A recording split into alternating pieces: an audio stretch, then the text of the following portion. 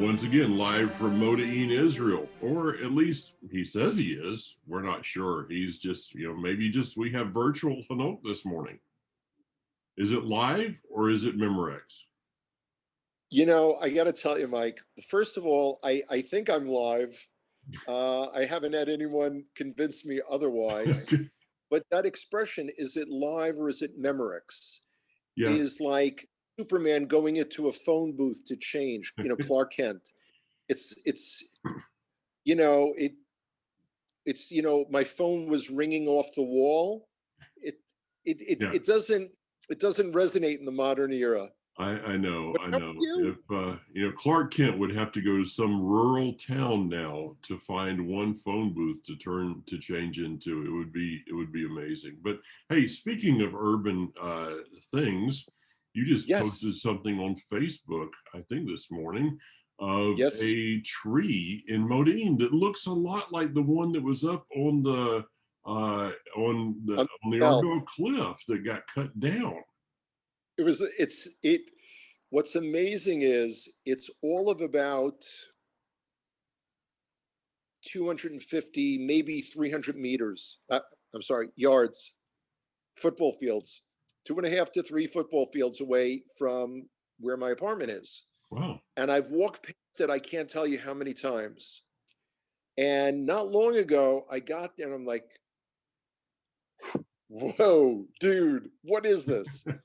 And it is very, very, very reminiscent of the tree where we had taken a picture, you and I, of pushing the 2 sticks together, one from either side. And my little caption on it is, it's all a matter of perspective. Mm-hmm.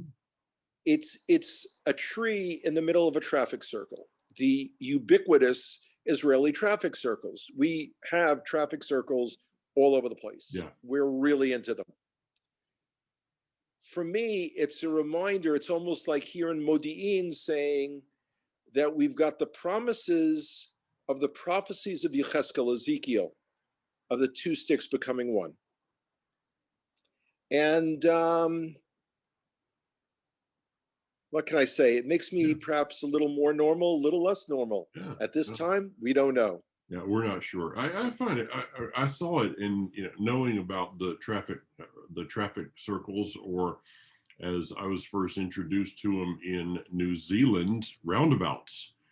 Which being introduced to one in New Zealand is quite a trip. Because they're driving on the left side of the road, which means that you think you're going to die at all moments of time. But just the concept of this kind of a prophetic tree and it looks like 2 sticks coming out. I'll try to put it on the intro to the video when I edit it. And here's people going around and round, people going about their business, going from, as Daniel says, going to and fro, and missing the prophetic picture of what is right there in their midst. Is that like an image of what's happening today, maybe? Well, I have to tell you, that's exactly the first point that I wanted to start with today. I got up on Monday morning and I saw one of the headlines, something about the Tampa Bay Buccaneers, I think they're called, won the Super Bowl. Yes. I wasn't even aware that it was the Super Bowl, which is, one of the advantages of living in the Middle East. Yeah. But it dawned on me that, I've really been struggling with, I don't see why more people who allegedly long for the restoration of all of Israel, of Judah and Ephraim, don't do anything about it. And I realize for those of our brothers and sisters in America, they're wired for spectator sports. Mm-hmm. They want to watch it happen. Yeah. They want to cheer it on. They want to sit with the popcorn and the wings and, just, have it happen to them. Well, which I don't agree with. Yeah, here's another, and I know we've talked about this many times, and we won't talk about it long. We have something really special we want to get into here in a minute. It even taken a step further. I didn't watch much of it. I looked at a little bit of the halftime show just to see the politics behind it, which was turn my stomach. But here's the other aspect is that the stands only had a certain amount of people in them, so-called because of COVID, and then people could they could buy a virtual poster of themselves in a seat for like $100, and therefore being put into a drawing for a free ticket, 2 free tickets to next year's Super Bowl. So, I mean, you kind of start to, Bizarre. yeah, it's bizarre. You start to unravel this is that sometimes there's people that aren't even wanting to be in the stadium. They'll just send $100 just to kind of have their picture somewhere posted on that. So yeah, we've talked about that a lot of times. Um, Well, I should make people an offer. If they want to send me $100 and a picture of them, I'll put it up here in my house. Yeah, I'll walk around with it. I'll walk around with the picture. That's okay, fine. What a okay, great marketing idea. Why didn't yeah, I think of that? I don't know. I don't know. Maybe you could. Okay, we won't want to go there. No.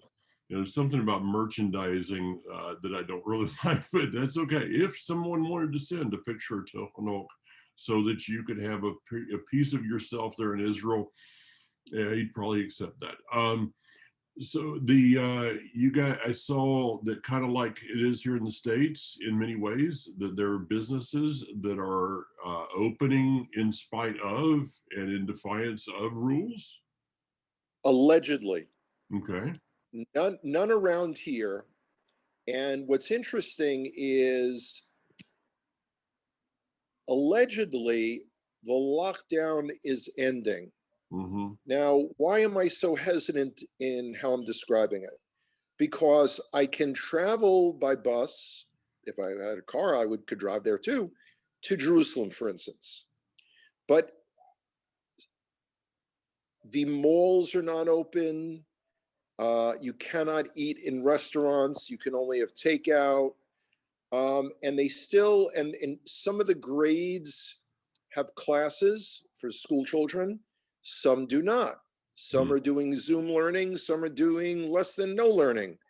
Um, the best way to describe it is for our American friends, if you've ever played the hokey pokey, you kind of put your foot in, you put your foot, that's basically what's going on. No one there, believe it or not, they're already talking about a fourth lockdown, a real serious, either around Pesach time, Passover, or for Purim, which is a month earlier. Mhm. At this time, we don't know. Yeah. And everything here is political. So Oh, the well, I the mean, that's cabinet, just you because we have nothing that's just political happening in the United States. I mean, that's far from anybody's concept here. yeah, it's. But this time we don't know. Yeah. Yeah. Okay. Boy, you just froze up for a moment with a really great expression on your face. Well, it happened. Prayed all week for that one to happen. That pause always hits you just at the wrong time, right? The pause that refreshes. All right. So Yes. anything else, and then we're going to get into something important. No, we can hop on. I can save for next week some of the notes I've gotten from people about wanting to contribute to organizations in Israel, and asking. Well, I guess I could just make a quick No, thing. go ahead. Go ahead. Uh, when I'm recommending, when you and I are recommending that people get involved and contribute, we are not talking about quote unquote Christian organizations that operate in Israel or quote unquote messianic organizations that operate in Israel. You're going into a whole different ideological mode and a hidden agenda mode. and that's just not the way to go. We don't have to, explain too much more about that. Anyone who has any questions, write to me. I'll be more than happy to tell you more than you want to know. Okay, good. So you are getting some requests, and that's Yes. excellent. And speaking of, I need to do some work. The Connect Israel, we've got a few people that want to sign up, and I found out that the button's not working. So I'll get working on that tomorrow and get that all straightened You out. know, for years growing up, Mike, we were afraid that someone in a position of authority would push the button. Hmm. Remember that? Push Yeah, the button. yeah. I And now remember. the Yeah. button's not working. No, the button's not working. I'll work on that tomorrow. Okay. Okay. So here's where we want to go, and we might kind of work on this for a few weeks and see what's happening. Some of you, if you've been following, you heard something from Hanok a few weeks ago that he said, "I'm reading the Gospels, or I'm studying the Gospels, or the Besoret, Matthew, Luke, Mark, Luke, John." And I would imagine that possibly there was some people that kind of put them in a little bit of shock. Um, First of all, how many Jews do you know personally that have gone through and actually read the Masoret? Wow. Very, very, very, very few. And to the best of my knowledge, the only people that I know of that have are not friends or acquaintances, but people that I know of, Mm-hmm. who are like, let's say I see or read about on Facebook or YouTube, Okay. who are involved in, usually, anti-missionary kind of things. Okay. I Okay. don't know people. I mean, actually, I no, I don't know any. All right. So, and we would have someone anti-missionary that would be kind of like a Christian reading the Talmud for the purpose of kind of tearing it apart, and so Right. it would be agenda driven. Okay. Without a doubt. Yeah, and this is the point, one of the first points, agenda driven. Number two question: this is not the first time that you've read through those books, is it? No, not at all. And what caused you? When I was the first started. time, and what caused you to do so? This was back in the late '90s. Again, I was first exposed to Ephraimites back in 1994 Mm-hmm. through the United Israel World Union. And it was probably around 96 or 97 that someone I was friendly with at the time suggested that I study the quote unquote New Testament, because, as he put it, how else will you know where it is that your brothers and sisters are coming from? Okay. And that was brilliant advice. Mm-hmm. Unfortunately, I had nothing and no one to guide me in that journey, and it was kind of a bumpy road. Mm-hmm. Again, reading it from a sense of trying to understand what it is that people that believe in it, and what is it that people that consider it scripture, what is it that they're seeing, let alone what is it that I see from my perspective, kind of the outsider looking in. Mm-hmm. Okay, so the we have two extremes, two sides of the pendulum here. Number one would be the people that would read the Gospels, again, as an agenda driven thing in order to kind of take things apart, and well, this doesn't fit and that doesn't fit, or at least in their understanding that doesn't fit. um, that in my opinion is not going to be profitable for anyone, because all it's going to do is drive two parties apart further than they have been in the first place. The Yeah, other side of it's not mutual respect. Yeah, the I other agree with you. side of this is going to be where there's going to be people who are going to go, wow. And this is where this I've known you were doing this. We've talked about it a little bit because we talk once in a while about these things. I've hesitated to bring this up because of the other side of the agenda. Yeah. And the other side of the agenda is, wow, Hanok's reading the Gospels, and it's like the Dot, dot, dot. person, Yeah. yeah, dot dot dot. It's like the person that you ran into one time that was an acquaintance of mine, and you know threw her head back at the table and started praying to the heavens and all of these things, and then looks at you and says, God has told me to pray for your soul, which that went over so well with you. I remember you telling me the story originally. So Hanok, let's dive into this thing, hopefully with a mature Okay. audience out there. Let's keep away from this pendulum. Let's keep away from this pendulum. Um, Understanding that we're going to disagree through the conversation, Yeah.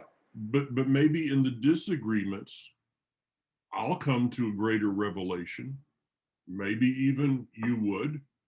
And then the Father can handle all the other things along the way. So Right. I'm willing to get in this sandbox and share toys. Okay. Now, I guess to start off, I should make it clear that my focus is on, as you said, Matthew, Mark, John, and Luke. Although I've read through everything else more than a few times, because my focus is to get a better understanding of the mission and teachings of Yeshua. Now, understand that that's what I'm looking at, and that's why I'm studying it.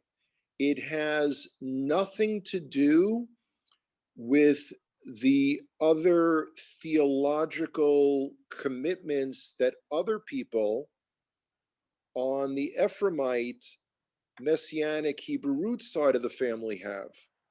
This is not a commentary or an evaluation of anything that they believe Yeshua was Mm-hmm. or will be in the theological realm. Okay. This is Yeshua on earth as a teacher. Okay.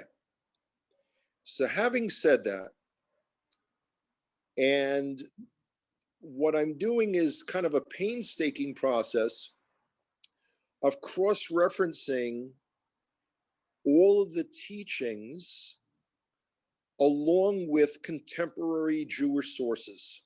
Hmm.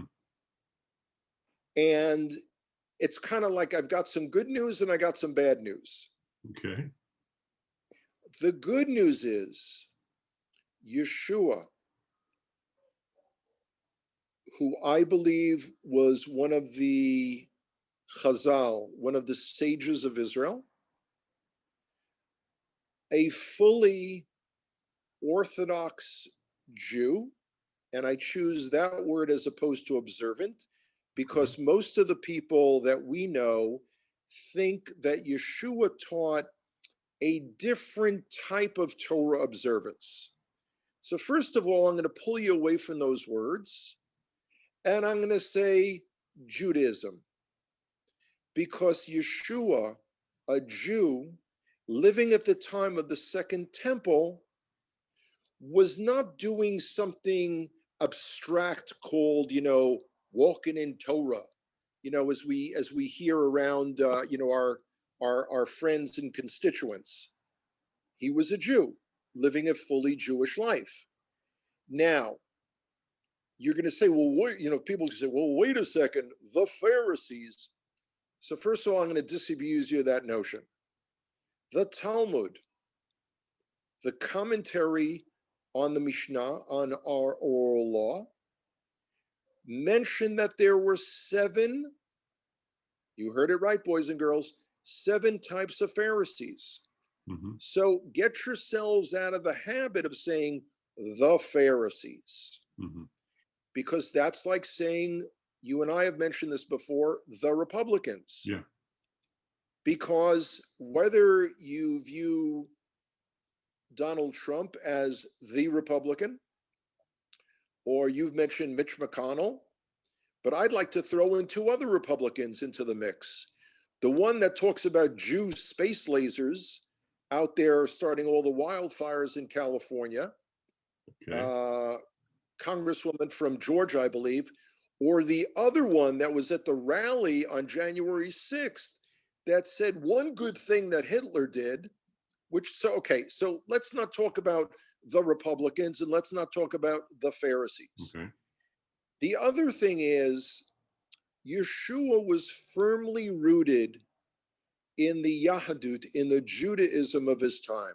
Hmm. For those mental midgets who say, well, I don't see what he was teaching, how that lines up fully with the Tanakh, you're forgetting about approximately, well, let's say between 400 and 600 years from the Tanakh Okay.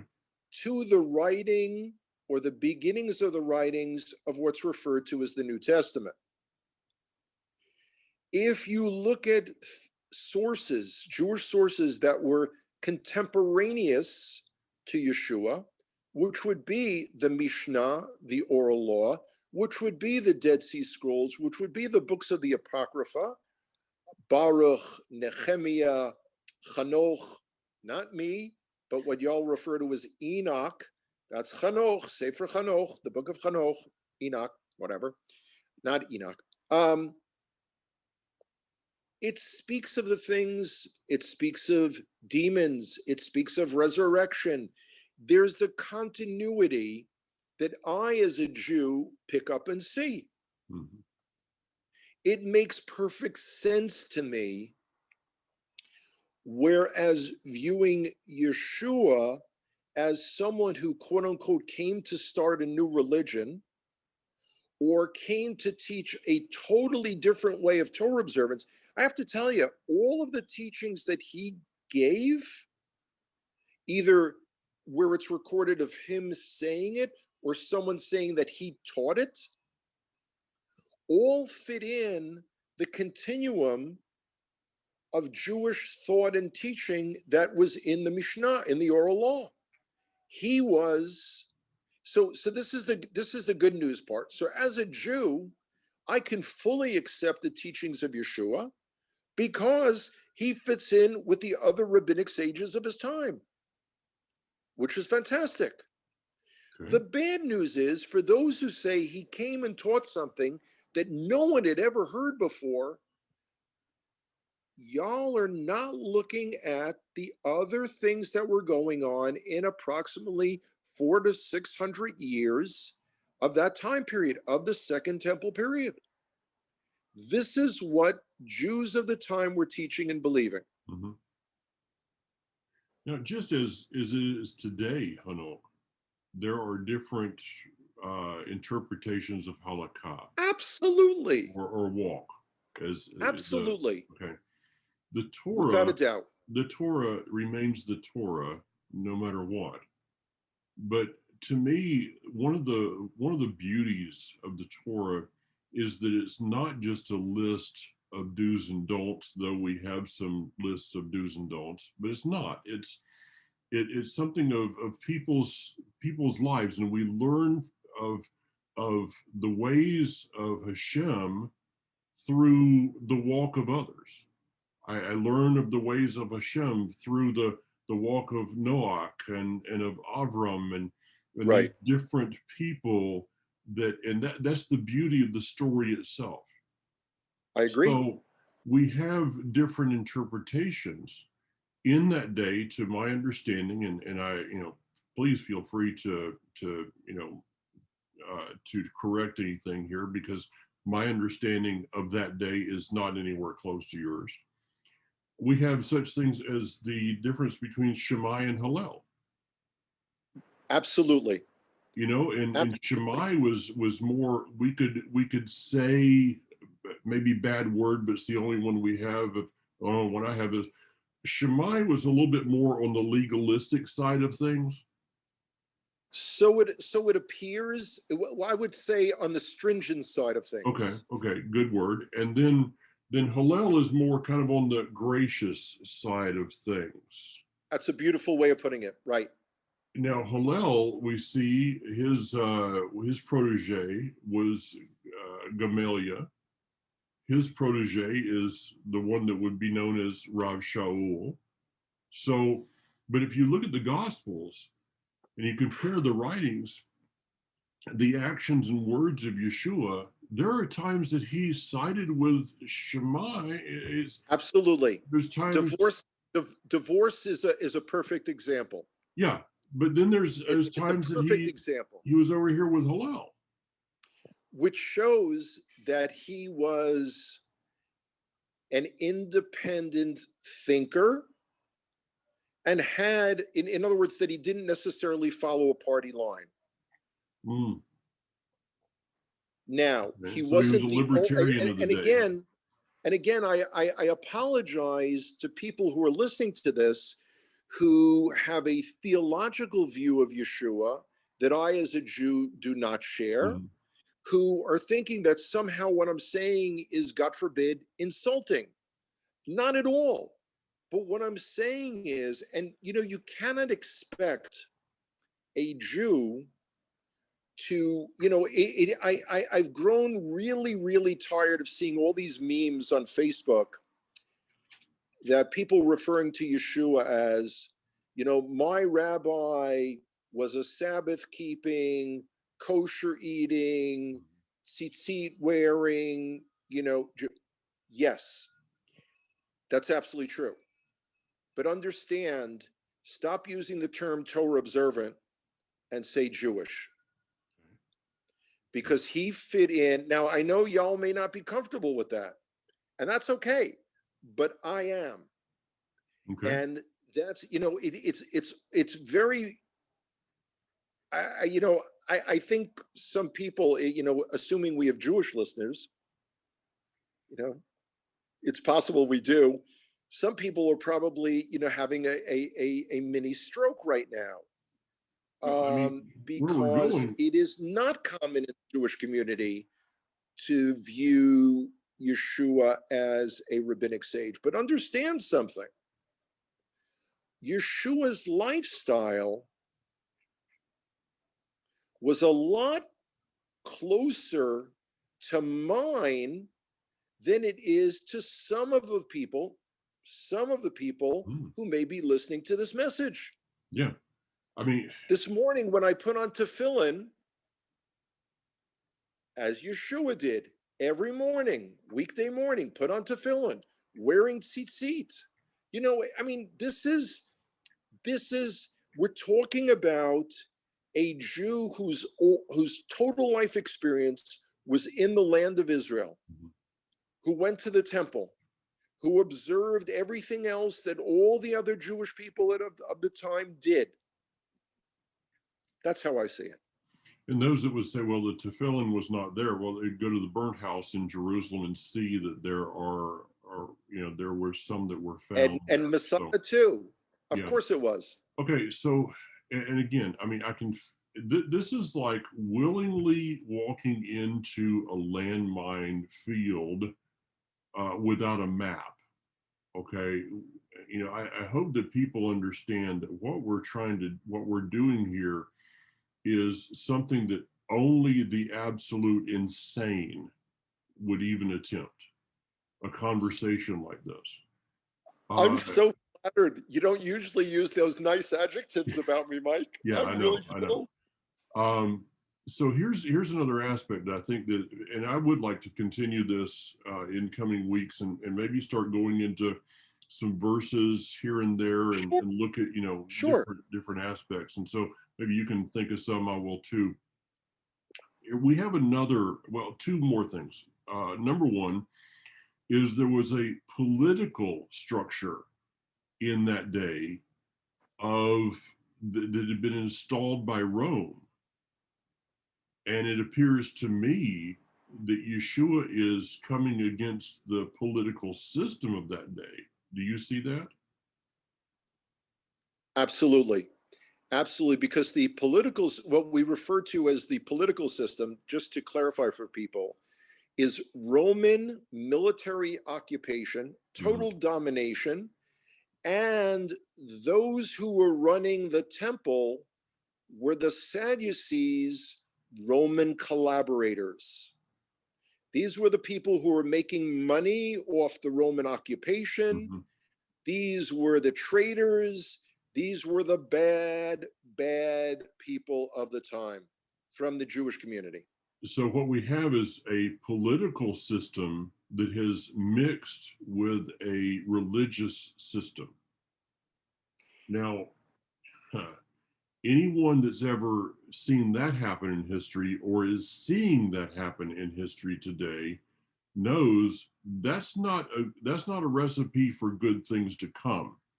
That's a recipe for disaster and control of people. And I Absolutely. yeah, I totally Absolutely. see that happening in front of us today. So that's one of the aspects.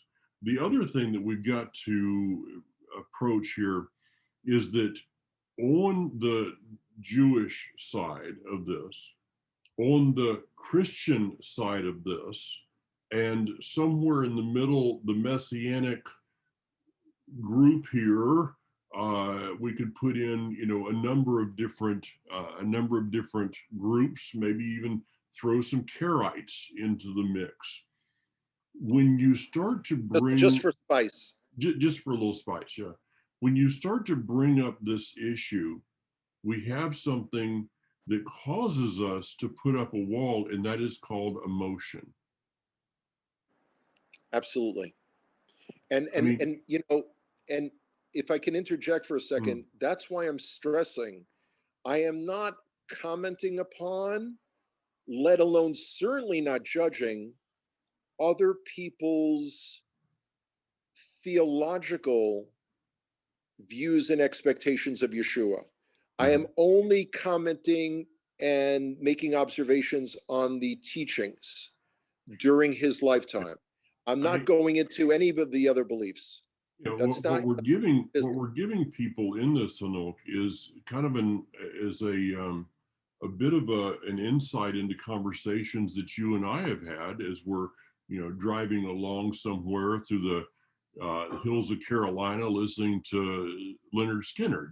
But so we're giving them that kind of an insight into conversations we've had, and we've come to the place in our relationship of, okay, ask a question. It's not going to offend me because maybe Yeah. out of the midst of this, I can learn something. I have to tell you, I have learned some things about the one who I believe to be Messiah, son of Joseph, returning as Messiah, son of David. I've learned some things about that person from you because of a willingness to just be open and set some of the emotion aside. Now, when we talk Yeah. about the person of Yeshua to a person that's a Jew, we have the Inquisitions, we have the Crusades, we have the Shoah Holocaust, we have for you growing up in an Irish Catholic neighborhood in the Bronx, having to you learn how to fight because of people that were picking on you because you're the one that killed Jesus. Yeah. I mean, when Personally was you, the Christ killer. Yeah. yeah, so when you look at the gospel, the Besorah today, do you find yourself at times, this is a personal question, you can pass on this one. Do you find yourself, you probably won't, do you find yourself at sometimes having some flashbacks regarding those times? Yes. And the only way to get beyond that is to realize that these were written by Jews for Jews speaking about things in a Jewish context.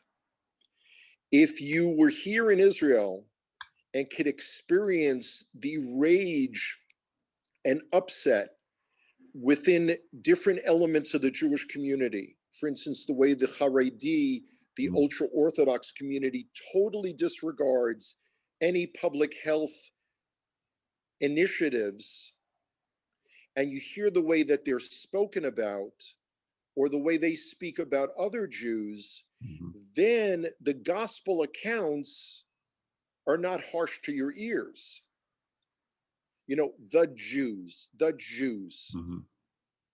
because it's an internal discussion. It's What- an internal discussion within the Jewish community. Yeah. And that's a big leap to understand. And I just want to quickly touch upon something that you said regarding your beliefs in Yeshua. Now, if people's heads haven't exploded yet, let me we in the Jewish community have no concept whatsoever. It's nowhere in the Tanakh that we are to have to quote unquote know the identity of the Messiah. Mhm. We have nothing like that. We have nothing comparable to what y'all have in that sense. So if Yeshua comes walking down Har Hazeitim tomorrow, the Mount of Olives,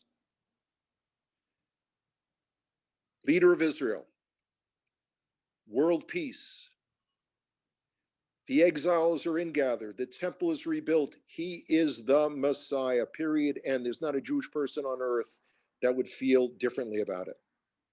That is our criteria for Mashiach ben David, Messiah, the son of David. So people have been battling for centuries over something that's not an issue. Now, I can feel possibly somewhere someone's head exploding with but. Okay, I understand what you're feeling.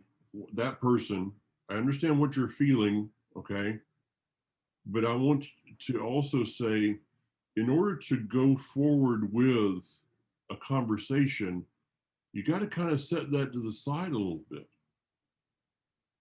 and say, okay, I'm going to accept that as this is where Hanok is.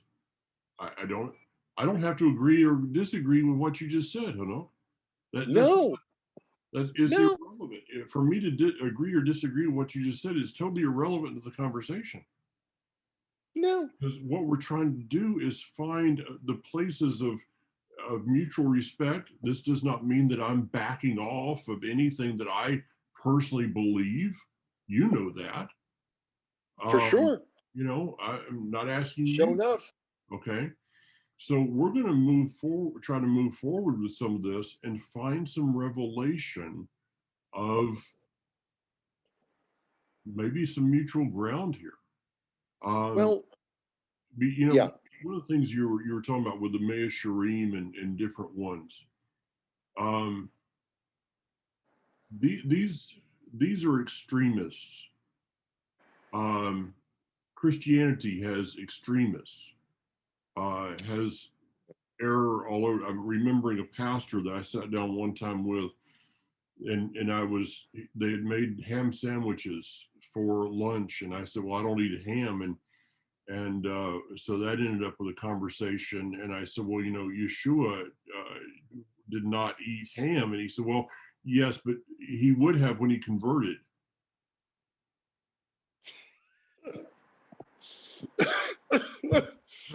um, That's love that.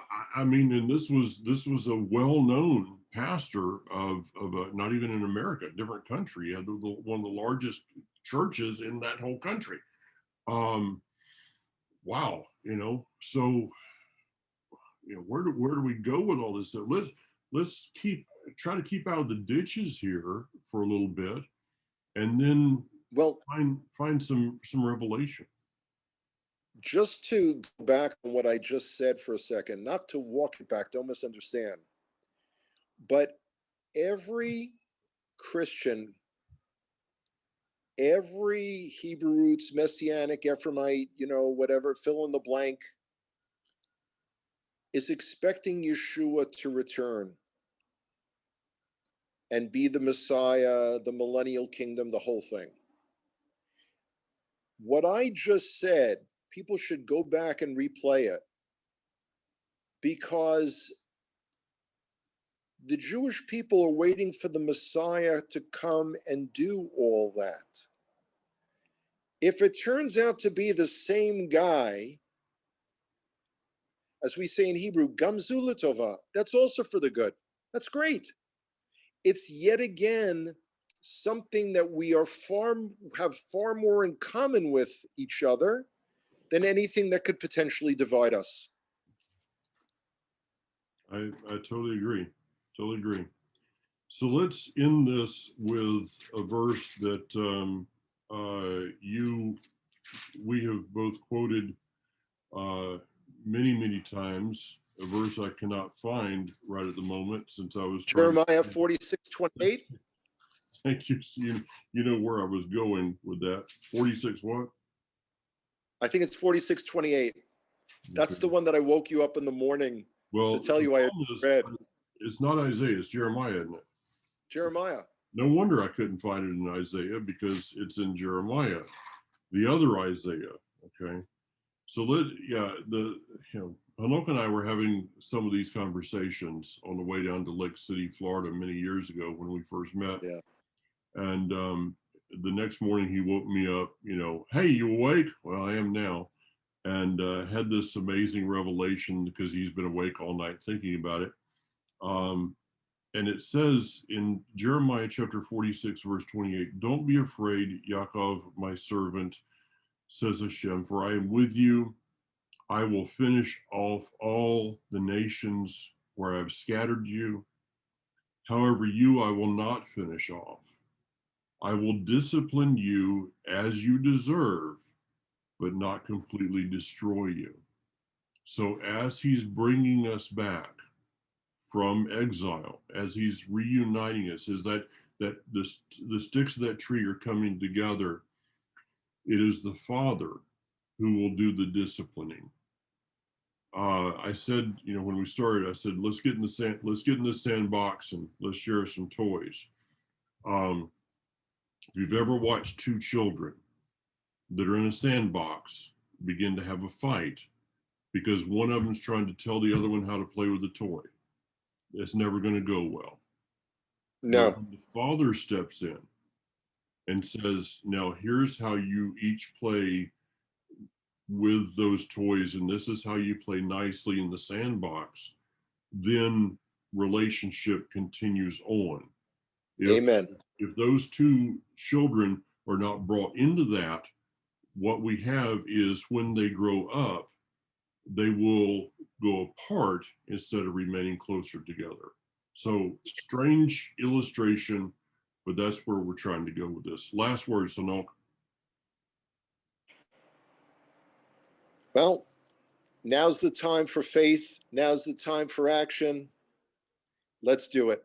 All right, good words. All right, well, enjoy your walk out there. Look around that tree and just imagine Showing the airport open and us once again it's doing gonna happen. It's our gonna happen. part in this work of bringing it back together. Okay, take care. Take care, Mike. Shalom. Bye-bye.